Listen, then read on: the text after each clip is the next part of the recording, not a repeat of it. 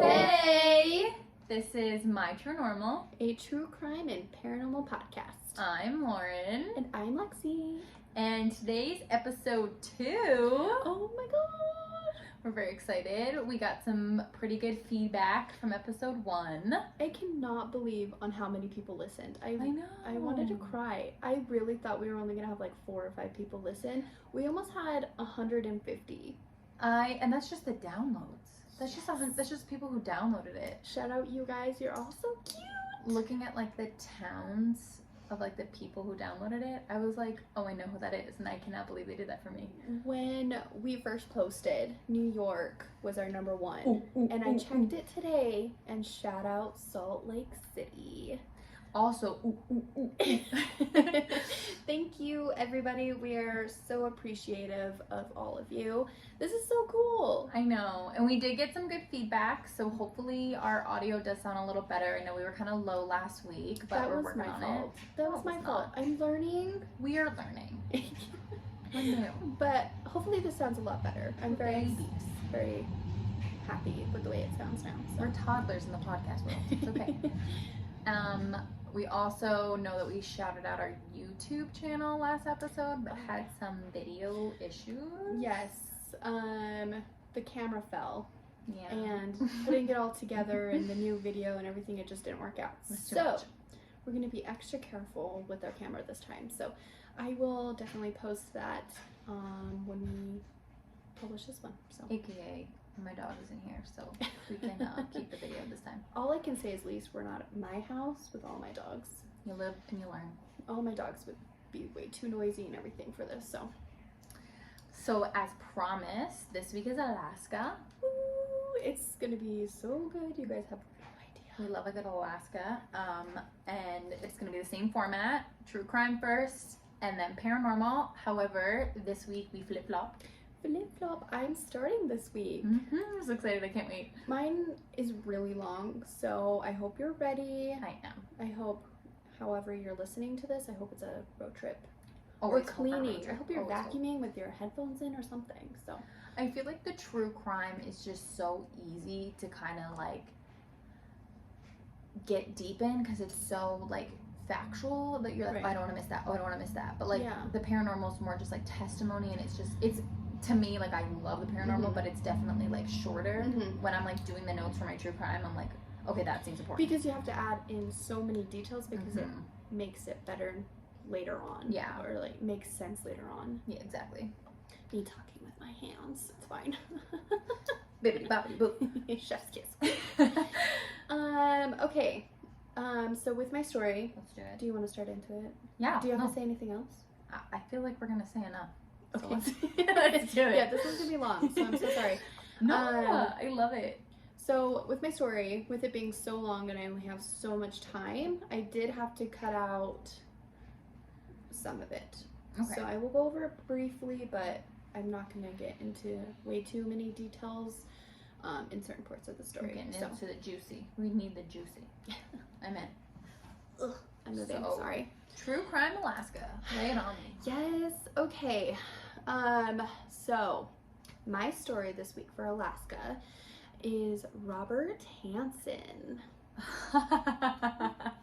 Okay. Do you know who Robert Hansen is? No, I don't, but certain listeners will understand why I'm laughing at the last name. It's just, shout out John. He's probably listening to this. Okay, so Robert Hansen, in my opinion, is underrated. Okay. And I feel like he should be up there with Ted Bundy. Oh, John so Wayne serial Gacy. killer. Yes. Oh my god, I'm so excited. He's a dark and scary person. And I wish more people knew about him because, you know, Ted Bundy is so Like well glorified. known. Yeah. And all the things that he did, you'll understand what I'm saying. Okay. I'm ready. I'm actually more than ready. I'm so excited. Okay, so let's take it back to 1939 in Estherville, Iowa. I don't know if that's how you say it, but here we go. It is now. Okay, so Edna and Christian Hansen had a beautiful baby boy named Robert Hansen. Christian was a Danish immigrant, and he opened a family bakery. That becomes a huge thing later on. Okay. Robert eventually became a baker later in life. That gets important as well. So just remember, he's a baker. Okay. In high school, Robert's father was really, really strict with him in the hours that he worked. So he worked long, dreadful hours in high school. Okay. His dad was really strict on him with the things he can and can't do, making sure that he was always at the bakery. In grade school and high school, basically his entire school career, he was bullied. He had a severe stutter, and then in high school he had extremely bad acne. And when he got older, he had like those acne bumps, like all over his face. Oh, yeah, the man, acne that's scars so shitty. through Kids his are mean. entire life. Because of his acne and because of his stutter, he never dated in high school. I saw this quote where he was saying that he got so frustrated in high school that he never dated, and he would see all of his friends dating, and with his frustration, it made his stutter worse. And he could not control his stutter, so him getting dates in high school never happened. Yeah, because like of it. it's worse when he's nervous. Yeah. Yeah, that's definitely a thing. Yeah, and so he did not have a really good experience in high school. 2 years after graduating high school, he got together with a local high school student and convinced the high school student to go with him down to the high school into the bus garage and burn it down. Oh? Yeah. That did not go the way I thought it was going to go. I'm like, oh, what's he going to do? Yeah, so he convinces this high school student, and a week or so after it happens, they could not figure out who or what happened. And the high school student got kind of scared, so he went down to the police station, confessed, and said, Robert Hansen made me do it. So he goes to prison. He is sentenced for 3 years. How old are they? They're just in high school. So 2 years after high school. Oh, 2 years after high school, I'm sorry. So Robert was 2 years out of high school, so he's probably like 20. Okay. And then he convinced a high school student. Okay, I'm sorry, I missed that. I'm sorry. No, that's okay. That's even more cringy. Yeah, pretty much. Manipulative. So for him, it was kind of like a revenge back on the high school because he hated high school so much. It was such a bad time for him. Yes. Gotcha. So Hansen only served 20 months in prison before he was paroled. The thing about Hansen is that he gets away with a lot of shit. He doesn't serve a lot of time. He gets away with things. You'll eventually see why. So he only served 20 months before he was paroled. While he was in prison, he was diagnosed by the psychiatrist in the prison that he has infantile personality disorder. Hello? Yeah. He was marked as that he had childlike hysteria, volatile emotions, and clingy fixation on others. Oh my god. While he was in prison, 6 months in, his wife at the time divorced him. I couldn't find anything on his wife. All I knew was... I'm sure she doesn't want anything known about her. Yes, exactly. His wife left him at 6 months in prison, and her parents didn't like him. That's all I could really find. Well, yeah, who would? Yeah. So between the years of 1963 and 1967, he marries a woman, has 2 kids with her. He also serves several jail sentences for petty theft. In 1967, he decides that he wants to take his family and move to Anchorage, Alaska. So this is where we start into Alaska. Here we go. So when they moved there, he opened a bakery. Okay. And as soon as that opened, he was a very well-liked man. He was a staple in their community. When he moved there, he became an avid hunter. He also broke many hunting records. He won many trophies. He Yeah, I love that. Not Yeah. me knowing eventually where this is gonna go. Yeah. Yay. He in between 1969 and 1971, he had 4 animals that were entered into like a Guinness World Record book, but for hunters. Oh, okay. Yeah, it's really creepy and really gross. Because of that, he would go hunting, kill these animals, and he would put them up in his house. And they were all over his house, like floor to ceiling, like with everywhere. family. Yeah, everywhere. No. He had so many.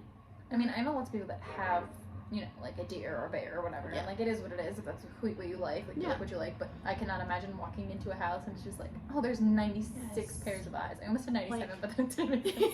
96 eyes. Because of all of his record-breaking things, and all the stuff, he was well liked in the community. His go-to hunting tools were a rifle and a bow and arrow. Okay. Yeah. So that's cool.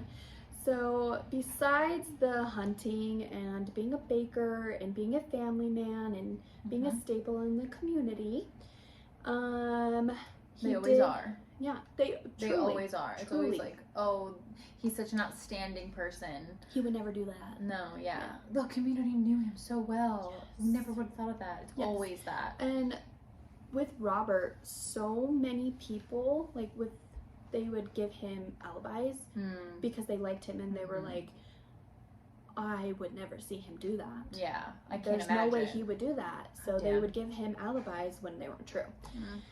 But we'll get to that. So besides all of the cool things about Robert, he also had some darker interests and some weird quirks. Okay, I'm ready. So in Anchorage, there is a street called 4th Avenue. And 4th Avenue is a dark and horrific place. Okay. There's lots of clubs. The black market takes over there. There would be some magazine stands that has inappropriate porn of youngins. Oh my god. Yeah, no, it's a horrible place. It's like where you go when you're like literally just like fucked up. Yeah, gotcha. No, definitely. And this is kind of where he would go and find all of his victims eventually. He became a frequent flyer on the 4th Avenue. So apparently young girls would come to Anchorage from the lower 48 because there was a new pipeline that was being built. So that meant lots of men, lots of money. Yeah, okay. Lots of men who was willing to pay lots of money for all these girls. So it was a hot spot for youngins to come through and do their job. It was connected to the Dalton Highway, and where it connected to 4th Avenue, also known as the Dark District. It was ran by a crime boss named Frank, and he just centered everything around 4th Avenue. There was lots of dancing clubs. Some of the frequent flyers of Robert Hansen, he went to the Wild Cherry, the Arctic Fox, and the Booby Trap. No way. Oh, and then the best one of all is the Great Alaskan Bush Company. Who comes up with these? And I'm a fan of the Booby Trap. I think that's hysterical. He's a hunter that wins records and he goes to the Booby Trap. Yeah, no, definitely. That's what I thought too. The last one, the Alaskan Bush Company, is actually still open. The Alaskan Bush Company. Yeah. Yummy. So during this time, because of the pipeline and it becoming more of a population thing, more money and all that kind of stuff, it was just a really good financial time for Anchorage. Okay. So there was a lot of new people coming in. Yeah, it's bringing in the outsiders. Gotcha. On 4th Avenue, the police were always so busy on 4th Avenue. Yeah. That's just like their number one place that they went. Just the Booby Trap alone, they were called 207 times. Oh my god. Just at the Booby Trap. It is a booby trap. I can't. I'm just like picturing what their son could be, and I'm just picturing like a huge areola. I just can't. Because Robert was a regular on 4th Avenue, the workers would know who he is and they could describe him. Yeah. They could give you his personality and all that kind of stuff. When they first met him, the workers would know him as basically the perfect dork.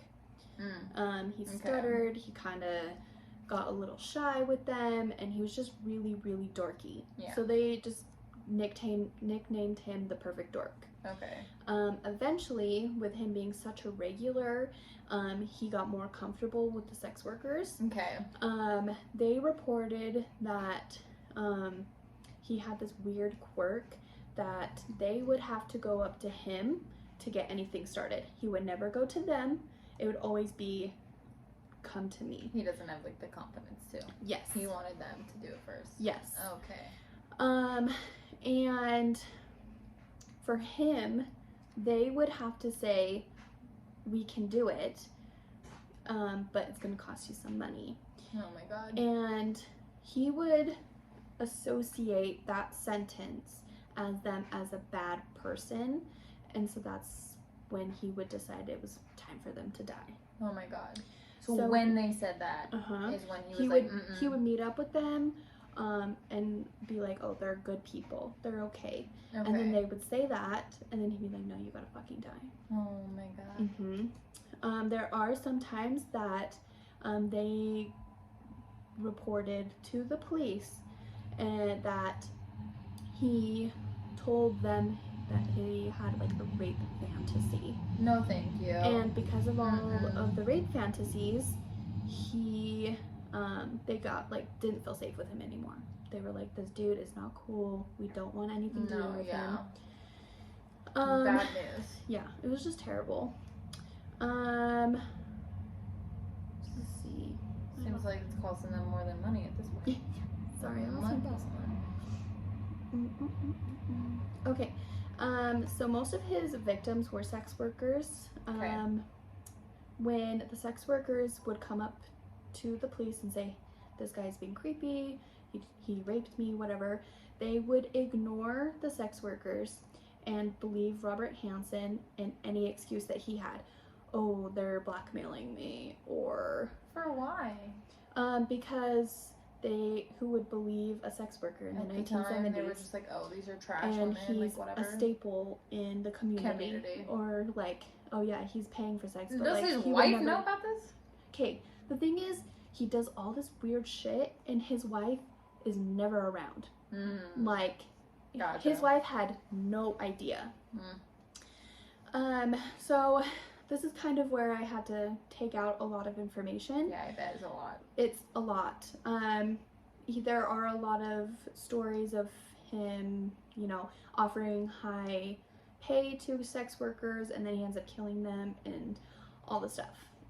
So, oh my God, he killed a lot of people and raped a lot of people and tortured a lot of people. So one of his victims was Lisa Futrell.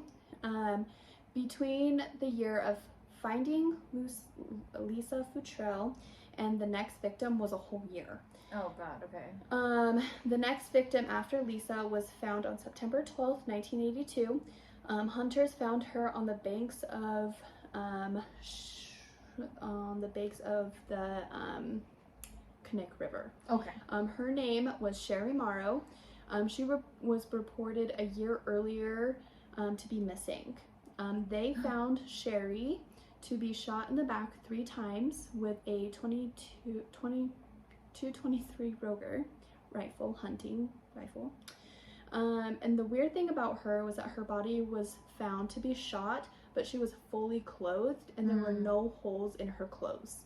So she was shot and then dressed. And she was missing for a whole year before they found her dead. That's sketchy. Okay. Yeah. And so the night before she disappeared, she told her friends some weird dude offered her $300 to do a photo shoot. Can you guess who that dude was? I guess Mr. Hansen. You are correct.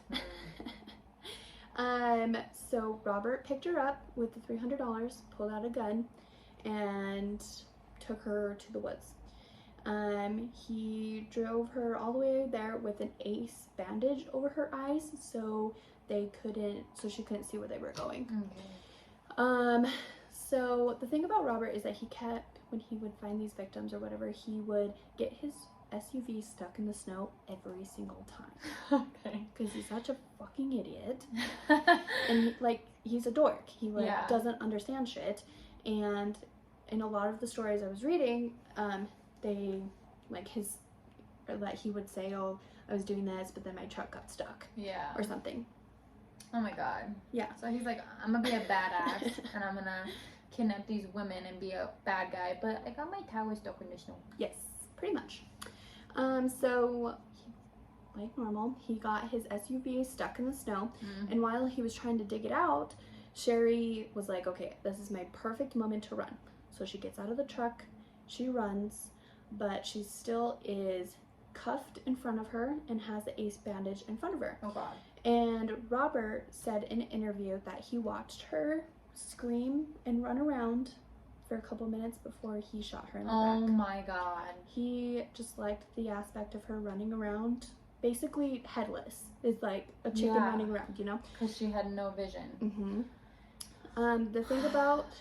That'd be so scary. Yeah, it would be so sad. She was trying to... And it was pitch black. Yeah. In the dark in the middle of Alaska. Like... Oh my god. Yeah. So Robert liked to take trophies. And he stole Sherry's gold arrow necklace. He would take a trophy from every victim, but this one in specific was very important because she never took off that necklace. Okay. That becomes important I'm later. kind of glad though that you said that he kidnaps her and then kills her when she's trying to run away, because I was really scared that you were gonna be like, no, he kept her for a whole fucking year. Like that's what I was like scared about. He doesn't keep them for long. Okay. We'll get into that. Okay.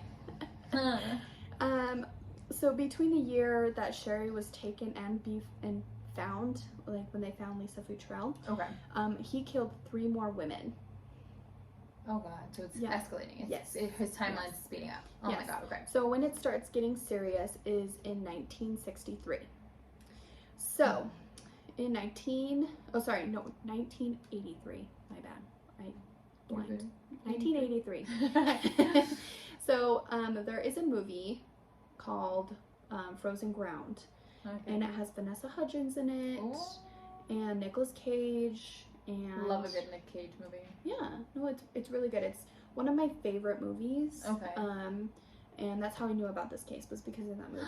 Okay, I'm gonna have to give it a watch. Yeah, and my mom grew up in Alaska, and my grandma and my aunts and everything, they remember when this was happening. When did she leave? Like how old was she when she left? She was like 15 or 16. Oh, okay, so like literally like enough time to like actually have like Alaska memories. Like if my mom went down to the 4th yeah. Avenue, like. Okay. Yeah. She knows like the area that she grew up in. Okay. Yeah. So like I said, there's so much information that I had to cut out like a good portion of it. So 1983 is kind of when he starts to be looked at as a suspect in a lot of these cases. They're starting to connect, and stories are coming out more of Robert Hansen did this. The sex workers would be like, Robert Hansen did this to me. Yeah. And he would get away with it. They didn't believe him, or they didn't believe them, and they let him go. In the 80s. In the 80s, yeah. It's so fucking sad.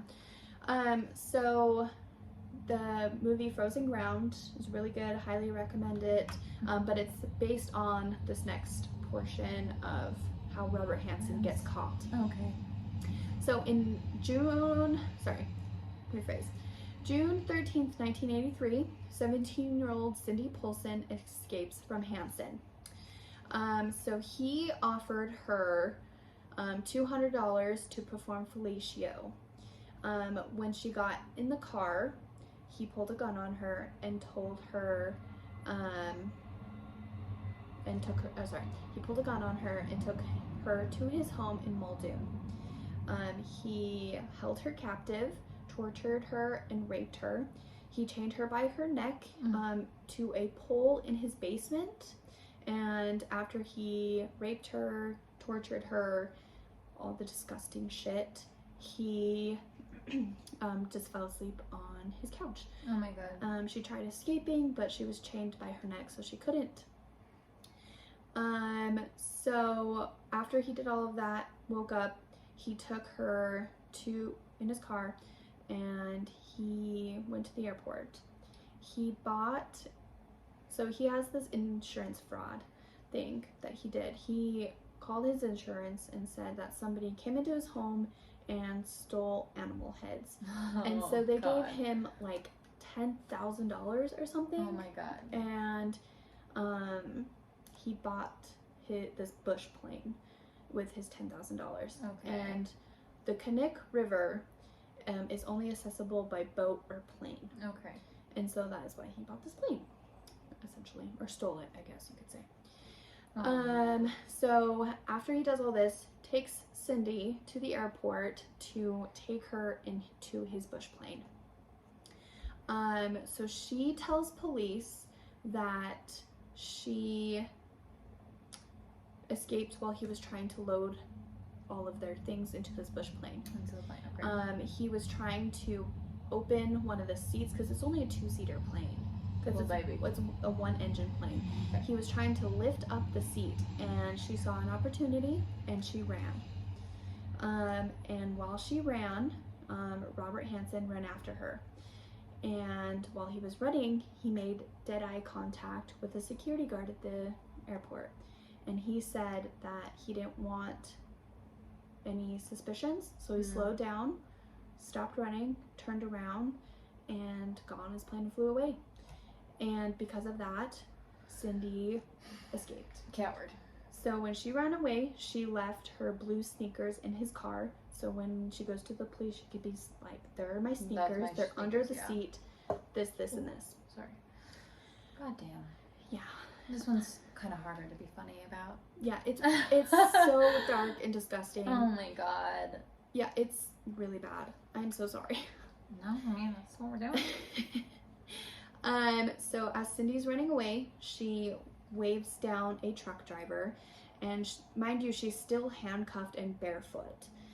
So this truck driver picks her up and takes her to the Mush the Mush Inn, and she runs up to the desk clerk and begs her to call her pimp, boyfriend, whatever, at the Timber Motel.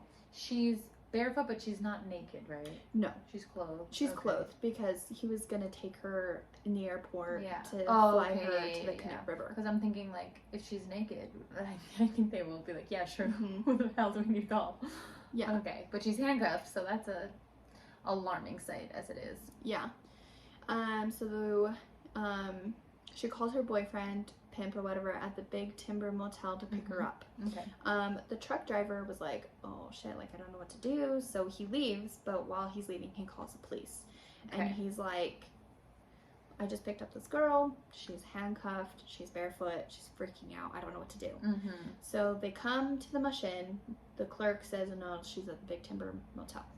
So they go there, they find what room she's in, and she's in the room alone. And she's crying, she's still handcuffed, whatever. Oh my god, this poor girl. Yeah, and so they take her downtown. Yeah. And she tells them that she left her blue sneakers in the back seat, so when they look, they'll find them, same thing. What she told them, or what he said to her, was that, "I'm gonna take you on my plane, and I'm gonna take you to my cabin. I'm not done with you yet, but once..." Of course not. "Once I'm done, you'll be home by 11 a.m. tomorrow." But what Robert Hansen would do is he would fly these women out to the Connect River, and he would let them loose in the wilderness, barefoot in the fucking snow, and they would run. So he could watch them run.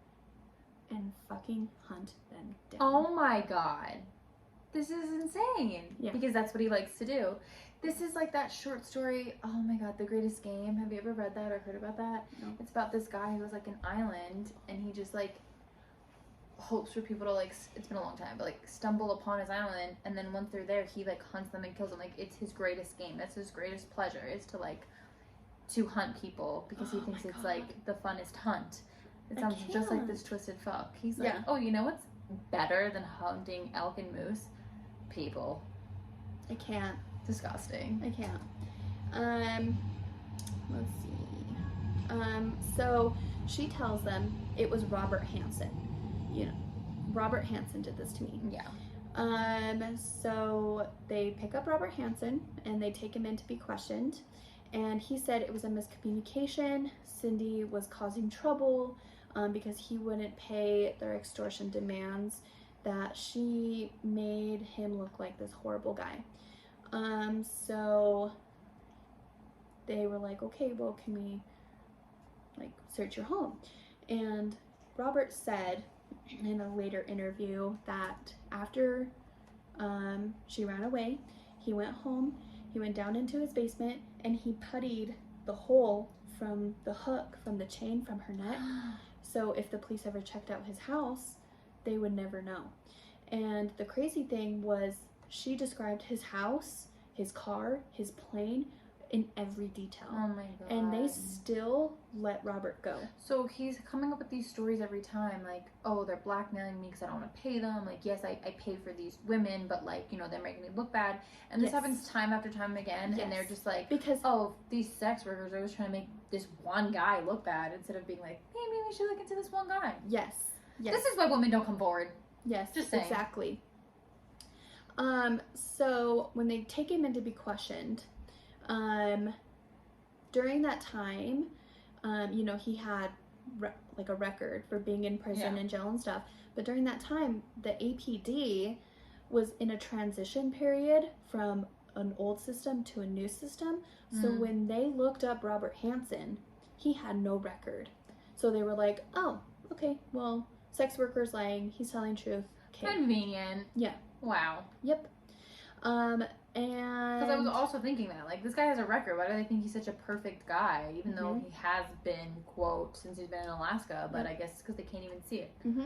Great. And before that all happened, they asked Cindy to take a polygraph to see if she was lying. And of course, as true, like, she was upset that they asked him that they asked her to take a polygraph. And ask him. So yeah, that's what she said. And she was like, ask him, tell him to do this. I am not lying. I'm not going to do this. And she has every right to be upset for being asked to take a polygraph. And so because that she wouldn't take the polygraph and they were like, she's lying, she's a sex worker, they closed the case. Even though she had bruises all over her, she had handcuffs when they found her, she was barefoot, all this stuff. Like her denying it ultimately made her look guilty to them. Yeah. Her denying taking the polygraph. Yep. Oh, so great. Yeah. So, because of this, a local detective named Glenn Floth, he started noticing all the inconsistencies with all the sex workers being found, all the shell casings being kind of the same, or they are the same, found the same way. He just noticed there's a pattern. So he decided to get involved. Finally, someone does. Yes.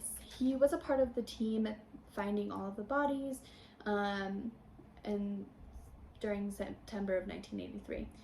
They found Paula Golding in October of 1983 at the Connect River, and they also found the same shell casings. And so he was like, okay, this is for sure connected. It's all one. I want to do something. Yeah. No denying it anymore. So one of the other detectives named Craig Baker also got involved because he was horrified of all of the things that were happening and the way that things were happening in his department. So Craig joined Glenn on the investigation, and Glenn made a list of 10 names. They were all in their 20s, between the height of 5'4" and 5'7". At one point in their life, they had jobs as topless dancers, and before they went missing, they were reported to have a high offer rate before they went gone. So they were like, okay, Robert Hansen has been the main suspect for a long time, or like his name keeps coming up. So maybe we should look into this. But before they did that, they wanted to get a search warrant. So Glenn was like, what is one thing that we can do that's outside of the box? So he reaches out to an FBI agent named Roy Hazelwood to get a profile based on, like a profile put together based on these 3 bodies that they have found. And during that time, it was not a popular thing to do.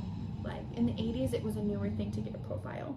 Yeah, it was still in the works, I'm sure. Yeah, so it was fairly new. Roy, the exact thing that he puts is Robert Hansen. Like the whole profile. It's gonna blow your mind. Roy thought, quote, the killer would be an experienced hunter. He would have low self-esteem, history of being rejected by women, and he would be compelled to keep souvenirs of his victims, and he might stutter. It is Robert Hansen to a T. Literally, profiles are just so amazing to me. Like, they blow my mind every time I hear stories like this. Like, true ones. Like, not like just the fictional ones. Like, true profiles. It's insane. Yeah. It's literally him. So, they use the profile, Cindy's statement, and they go get Hansen and get a search warrant. During all of this time, the state troopers were comparing the tire tracks at the crime scenes, and they were the exact match from Robert Hansen's plane, because it was his plane had specific tires. Yeah, I'm sure. And they matched. And so October 22nd of 1983, they go and search his plane, his cars, and his home. They searched his entire house, and they found jewelry pieces in his attic and the same guns from the shell casings in a hideaway in his attic, like under the insulation, like in a thing that he built. And some trophies. Yeah, that's what the jewelry is. Yeah, the trophies. Okay. They also found an aviation map that had an additional 20 X's on it that was hidden behind his headboard, that he slept in that bed with his wife. 20 X's. And so they compared some of those X's to the victims that they had found. And so this was okay, this is the guy. This is him. This is who it is.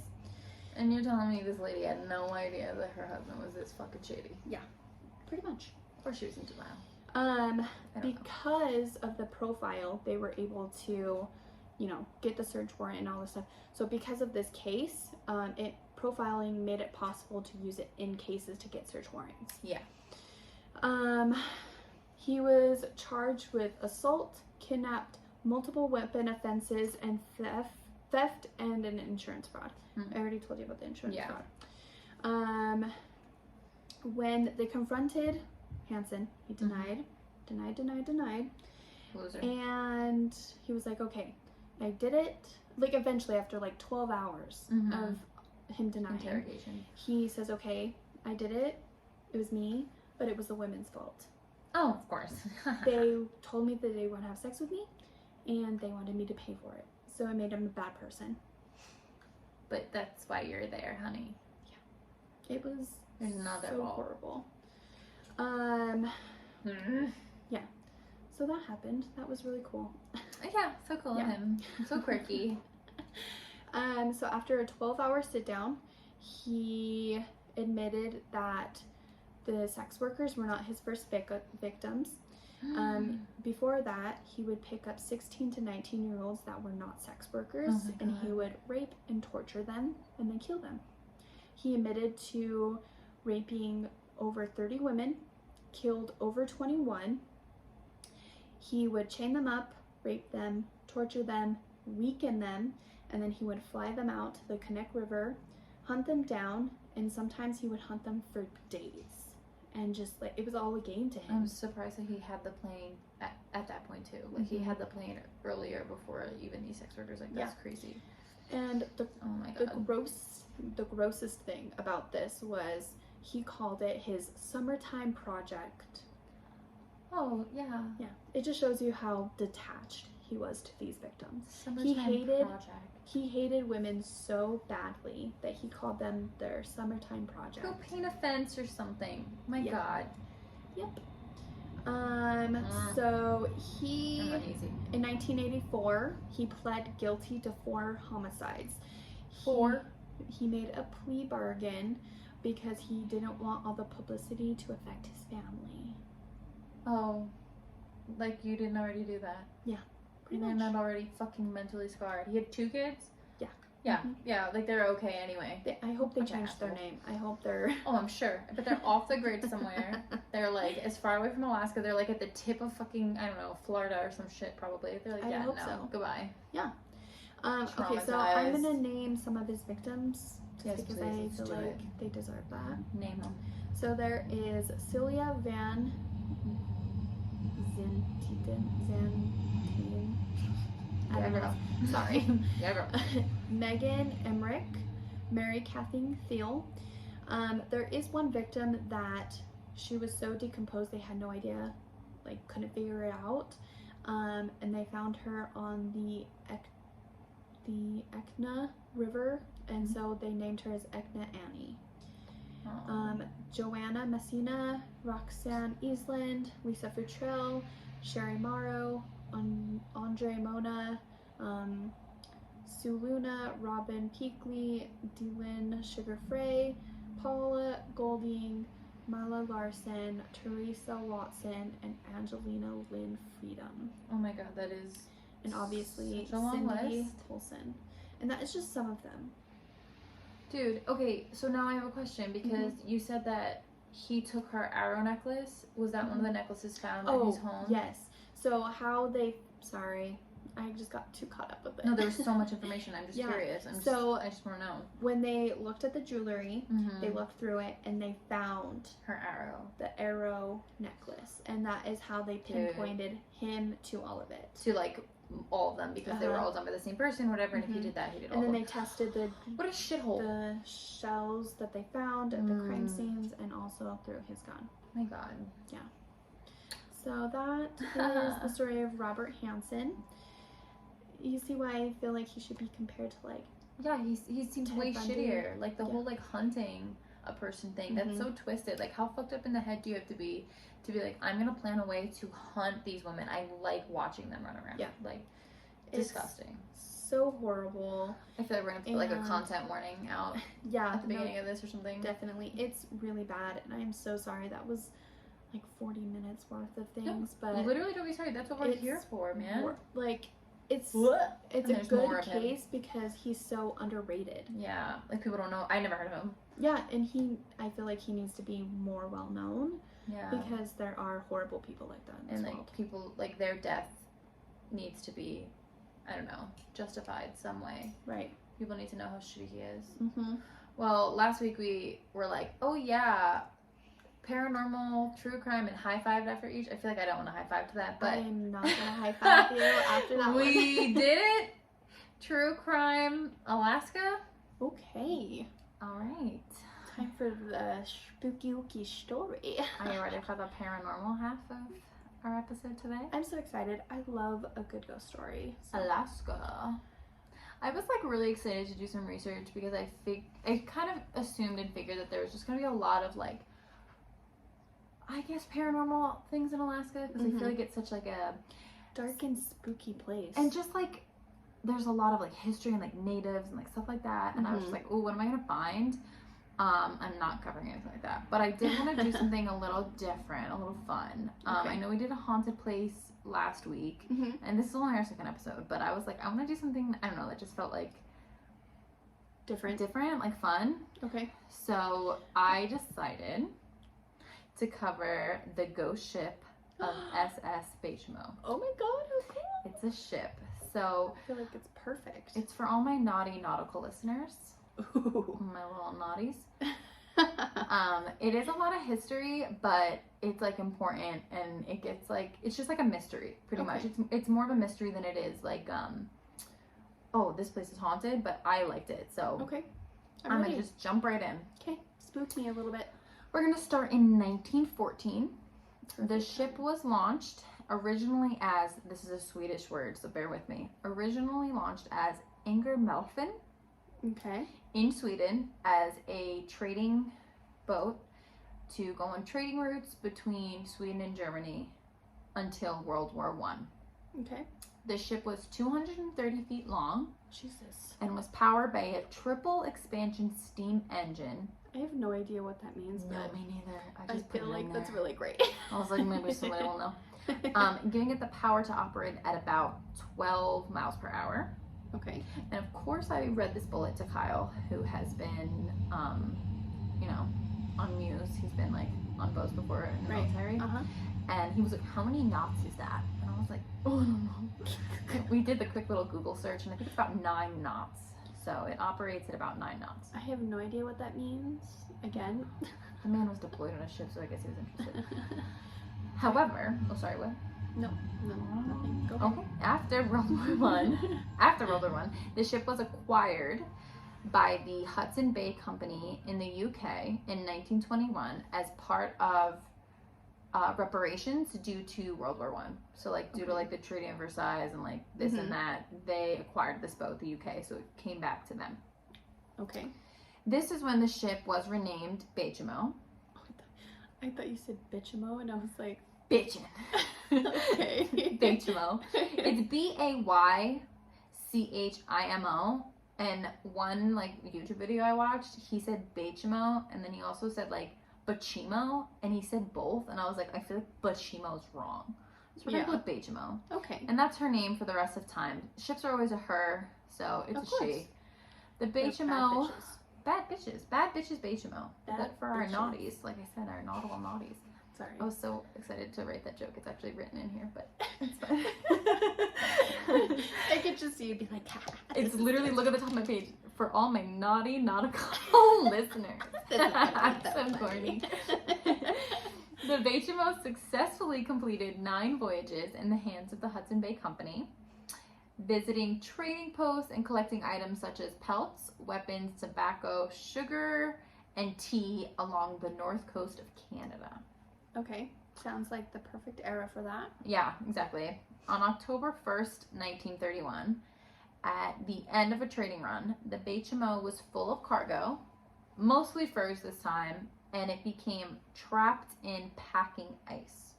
Oh, okay. So I do have a little bit of a definition for packing ice, so we all have the same idea. It's an area of large pieces of floating ice that have been driven together into a nearly continuous mass.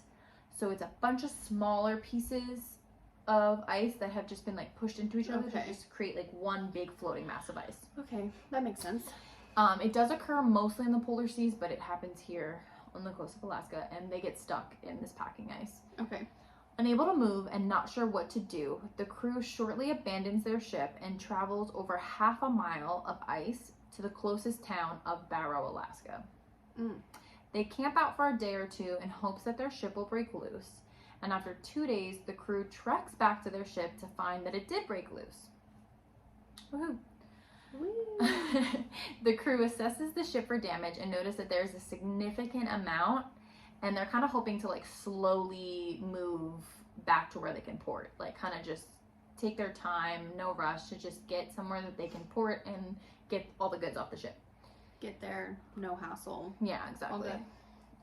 And this is October 1st. So after only a few days, on October 8th, the boat was trapped again, and this time in even worse pack ice. Oh God. So the crew kind of hunkers down and waits for word and rescue from the Hudson Bay Company. And on October 15th, the company sends an aircraft to retrieve the crew, but only 22 of the men go back. 15 members kind of decide to stay with the ship, and they want to brave out the winter, or as much of it as they can, until spring, when the rest of the crew would return and help them make their way back to where they can port. Right. They didn't want to abandon the cargo. Oh my God. They didn't want to abandon their cargo. And they're willing to wait the rest of the winter, if necessary, for all the ice to melt. But this is just the beginning of October, and it's already like, we're going to wait the rest of the winter. Winters in Alaska are awful. Yeah. They're so cold.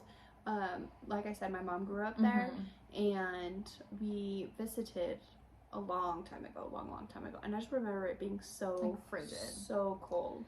And like when I was reading this, and I was like, they're gonna bear it the rest of the winter. Okay, yeah. And then I remembered, I was like, wait, it's October. Like it's the beginning of October. They're gonna wait the whole winter. Okay. Yeah. And it's not like the ice is gonna really go away. It's just gonna get loose. But like I guess that was April. Their hope. They had enough goods that they're like, we're just gonna hunker down. Yeah.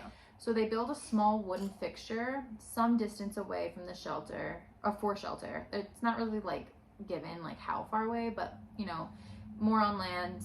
They build the shelter after realizing that since the boat is stuck in literal ice, it was too cold to stay in and sleep in. So like I was kind of under the impression that when they first decided to like stay with the ship, they're like, we'll just stay with the ship and just stay here, like see what happens. And then they were like, oh shit, it's cold. We can't stay here. Fucking Alaska. Yeah, so they have to go and build a literal wooden fixture for a shelter that they think they're gonna last the rest of winter in. Yeah, definitely. Ugh. So on November 24th, so a month and a half later-ish, November 24th, a powerful blizzard is struck. And after it passes through, the men come out and the Baychimo's gone. Oh. So the crew concludes, she must have broken up and sunk in the storm. And they're, trying to figure out what to do. But a few days later, an Inuit seal hunter informs the crew that he's seen the Baychimo. I'm sorry, a seal hunter? Yeah, an Inuit seal hunter. So like a native seal hunter. What's with all the hunters today? I know, this is a theme, huh? But I know that, like they do hunt seals because their blubber's very thick, right? Yeah. So it's good for like insulation. Little babies, so I would never. And a week later, 45 miles away, the crew finds her. I'm like, first of all, how the hell did you get there? And that's crazy that they have this one storm and has all these damages and she makes it 45 miles without her crew. And they find her. Well, she's a bad bitch. She is. She can... Oh, you'll find out. The Baychimo, she is bae. Oh, let's go. The 15 men track her down and decide that the ship this time it's not repairable. Even if they wait, like, it's gone. So they take the most valuable furs off the ship and they wait to be picked up by a new aircraft set by the Hudson Bay Company and decide to just abandon the Baychimo. They do this because they're in agreement that they did not think the ship would actually last through the winter like they originally hoped and planned for. And they think that it'll just break up and sink because of how much damage it's received now traveling so far, and the crew just leaves her behind. Poor baby. Bye, Baychimo. However, the ship is reported to be seen for decades to come. Like just sailing on its own? Just sailing. Bum, bum, bum. What? Over the next several years, from when the Baychimo was abandoned, in 1931 originally, the ship would continue to sail without a crew for years. Damn. Most sightings were just kind of passing glimpses and faraway sightings here and there, but people are still like, that's that ship, that's the Baychimo. What if it's like what the Pirates of the Caribbean is based about? Bum, bum, bum. Like it goes underwater and then it comes back? Oh my god, yeah, like the Dutchman? Yeah. Oh my god, SpongeBob 2. The Flying Dutchman. Maybe, I mean, like, I'm sure that, like, all those things, all those tales were, like, based off of some type of truth or some type of tale that they, like, believed was true, and now it's just, like, stories that we tell now. Did they ever find it? No. So, we'll get there. Okay. They don't. The Baychimo is a mystery. So, the crew of the Baychimo was shocked when they heard that their vessel had been seen almost 300 miles away. 300. 300. When it moves at 12 miles per hour. When it's like operating. It's not. It's just floating. Like it's not like her engine's on. Okay, what? And damaged. So 300 miles away from where they had originally abandoned it.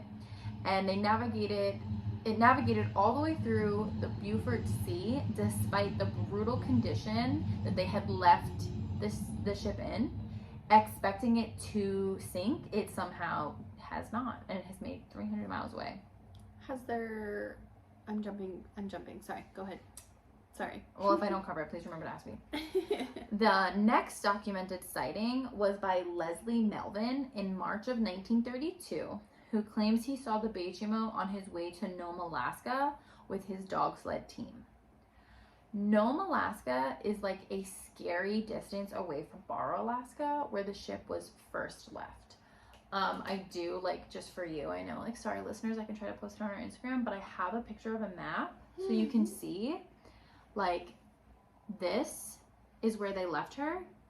This is where she was spotted. Shut up. So, like, she's spotted at the very top of Alaska. Oh my god. And then when she's seen by this man, Melvin, it's like around a bunch of curves and at the bottom of like a little lip of Alaska. Oh my god. So like not even like straight, like. It's not a straight through. No.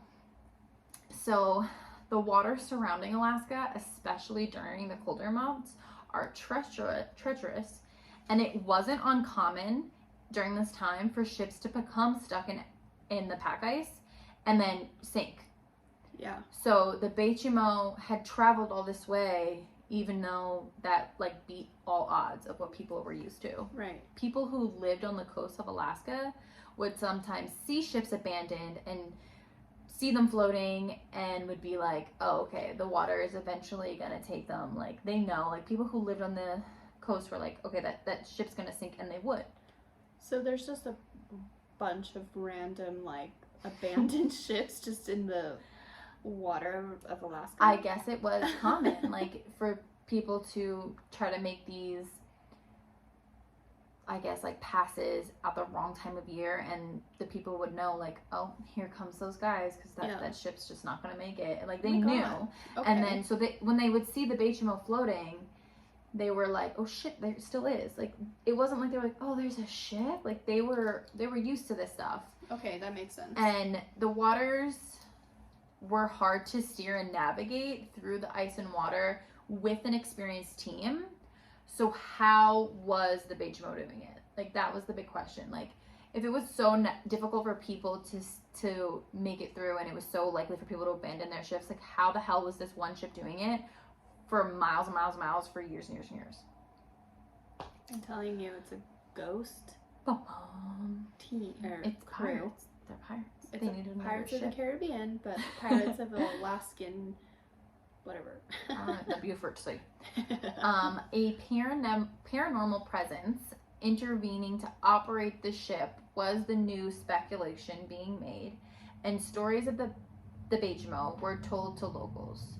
So people started starting the story of like, there's the ghost ship. There's no way this bitch is still floating.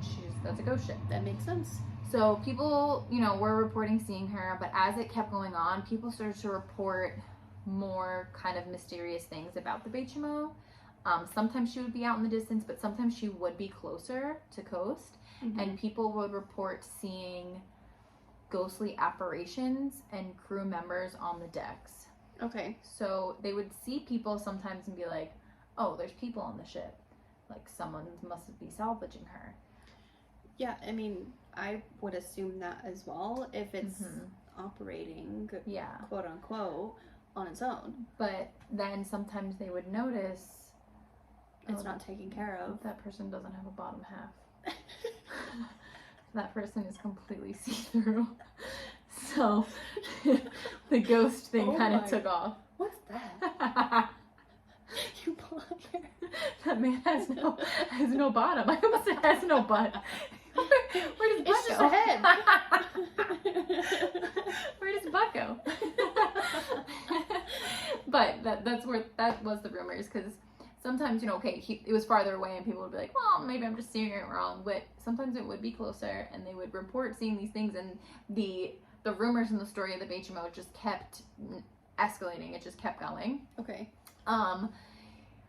In 1933, a weird occurrence took place that had only further helped start the paranormal rumors about the Baychimo and signify it as a cursed ghost ship. So I know I keep saying like years, decades, and I'm still only in 33, but these were just like the first like big events that pushed this rumor about it being haunted. Yeah. So a group of people spot the ship. It just said a group of people. I tried to look into it, like, were there people that, like, knew how to operate ships, or, like, who were they? But it was just a group of people. It was a bunch of teenagers. Yeah, probably.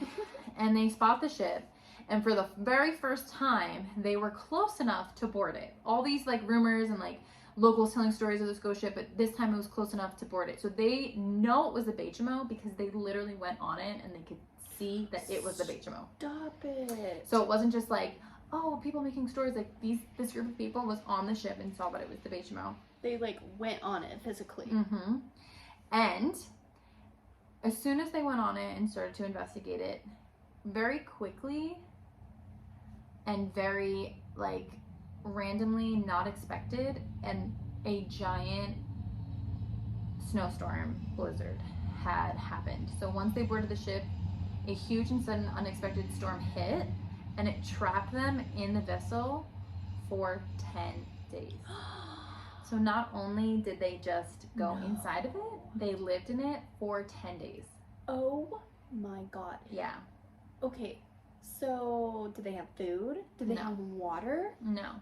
So they were on it for 10 days. I couldn't find too much on it. I listened to, like, this nautical podcast that did this story on, like, their Halloween special, and they said that all they really, like, documented on it is that it was a group of people. They were on it for 10 days, and once that they, like, were off of it, they were, you know, malnourished and just, like, skeletons of people. Like, they really set the tone for this story for people to now not want to board it. Like, at first it was like, what's that ship? I want to check it out. Is it the Baychimo? But now when people spot the ship, they're like, ooh, stay away. Absolutely not. Stay away.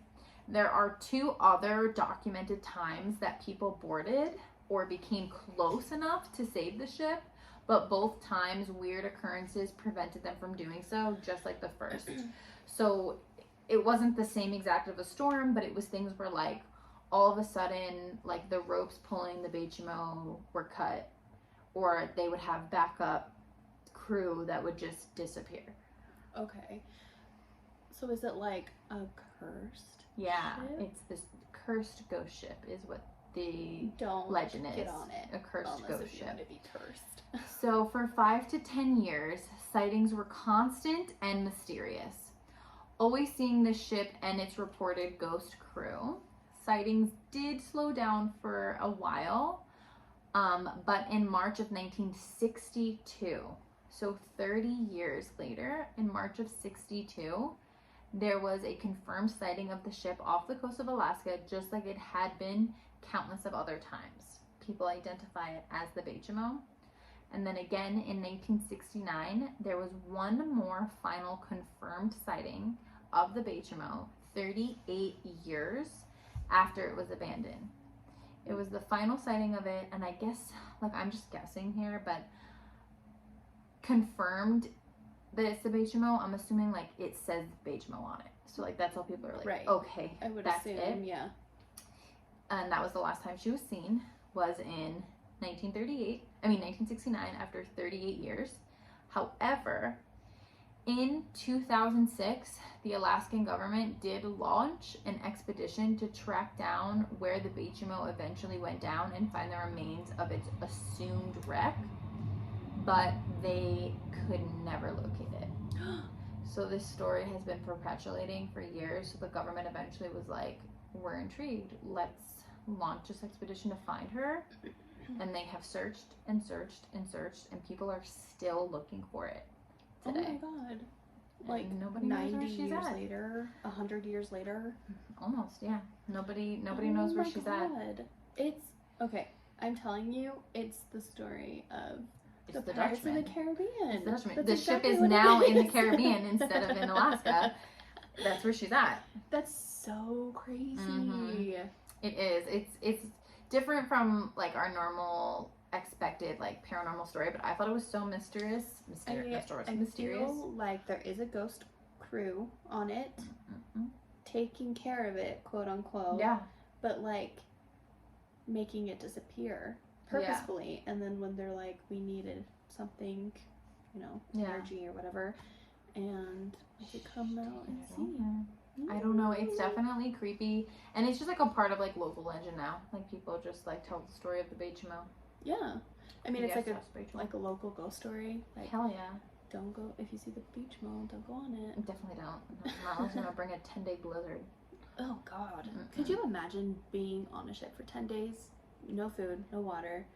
And it's a fucking blizzard. No. Not even moving. Or was it moving? I don't even know. Because if she's moving all the time, like, did they get off of it where they got on it? I don't even know. I would assume. I think so, because it was in the pack ice, and that's how they got on. So probably. Yeah. Damn. I don't know. So I don't like it. It definitely gives me the heebie-jeebies, and that's why I chose her. Yeah, no, that's really creepy. Like, a ghost ship? I've never really heard of it, unless if it's like the Dutchman. Coming back full circle. We're loving it. And I want to go watch Johnny Depp now. Orlando Bloom. Roz is going to ask me what I want to watch tonight, and be like, let's watch the Pirates of the Caribbean. Disney Plus. They're on there. Oh, really? Mm-hmm. They're a Disney movie. I have Disney Plus. Perfect. I'm going to be watching it. Me and Kyle have seen it so many times. Well, I can high five to this one. Paranormal, Half of Alaska. Woo! Down. Yay! Love it. Cute. I'm very excited about this one. I think we did some pretty exciting stories. Yeah, we're definitely more comfortable, which is good. Hopefully this audio sounds better. It definitely sounds better. It sounds way better than last time. I'm loving it. I'm so sorry about our first episode. It was supposed to be like all magical. We're learning. It was like 80% magical. It was still magical. I think our listeners made it magical for us. Yeah, no, it was really good. It worked out. We're coming in hotter this time. Are you ready for next week? Oh my god. Are you ready? Are you ready? I'm so ready for Arizona. Arizona, baby. I am, what happened there? I am excited because my true crime story is insane because I get to do true crime next week. Right. And I just like personally have like a weird like love for Arizona in my heart. Like, have you been to Arizona? I know you have. Yes, you just were there. I was just there. I did go to Arizona with my family like 10 years ago, and I loved it so much. And I had a childhood friend who moved to Arizona in 3rd grade, and he's visited me in New York like a few times. Cute. So like I guess I just like always had this weird like, oh my god, Arizona, because I like knew about it when I was younger, and we traveled there, and I loved it. You need to experience it as an adult. No, for sure I want to. It's like part of our bucket list. There. No, really, we want to do the Grand Canyon this summer again. It's like our goal. Yeah. Bucket list. Yeah. Let's make a road trip. Oh my god. Okay. Episode 2. Yay. In the bag. What? Yeah. Follow us on our socials. At My True Normal. Instagram. Twitter. We're trying Twitter. YouTube. Yeah, you can look at our faces. We actually got this to work this time, so it's no gonna Bo. be working. Bo is the cutest. He makes life so much better. He does. He's my little nugget. But now he's not here today to knock down our camera, so you can look at us. You can watch us while you're vacuuming, like she said. So vacuuming. Thanks so much for being here. I had so much fun. Today was great. It was so much fun. I love Alaska. It was a good old time. And now Arizona. Arizona, we're coming for you. See you guys then, or listen to you guys. Listen to you then. Or you'll listen to us then. Yeah. Okay.